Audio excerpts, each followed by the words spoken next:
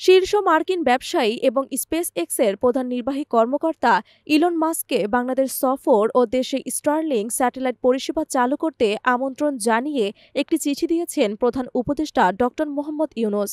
রোববার প্রধান উপদেষ্টার প্রেস উইং জানিয়েছে, ১৯ ফেব্রুয়ারি মাস্কের কাছে পাঠানো এক চিঠিতে প্রধান উপদেষ্টা বলেছেন, বাংলাদেশ সফরে তিনি বাংলাদেশি যুবক ও নারীদের সঙ্গে দেখা করতে পারবেন, যারা এই নেতৃস্থানীয় প্রযুক্তির প্রধান সুবিধাভোগীদের মধ্যে থাকবেন। প্রধান উপদেষ্টা চিঠিতে বলেন, আসুন আমরা একটি উন্নত ভবিষ্যতের জন্য একসঙ্গে কাজ করি।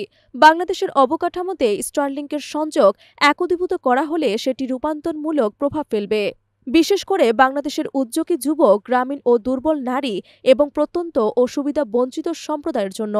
প্রধান উপদেষ্টা তার হাই রিপ্রেজেন্টেটিভ ড খলিলুর রহমানকে আগামী ৯০ কার্য দিবসের মধ্যে স্টারলিংককে বাংলাদেশ উৎক্ষেপণের জন্য প্রস্তুত করতে প্রয়োজনীয় কাজ সম্পন্ন করার নির্দেশ দিয়েছে। এর জন্য তাকে স্পেস এক্স টিমের সঙ্গে ঘনিষ্ঠভাবে সমন্বয় করতে বলেছেন ড ইউনূস।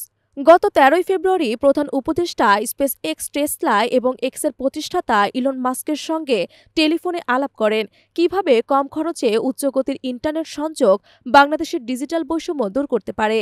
শিক্ষা, স্বাস্থ্যসেবা এবং সুবিধাবঞ্চিত অঞ্চলে অর্থনৈতিক উন্নয়নকে শক্তিশালী করতে পারে সেসব বিষয় তারা আলোচনা করেন।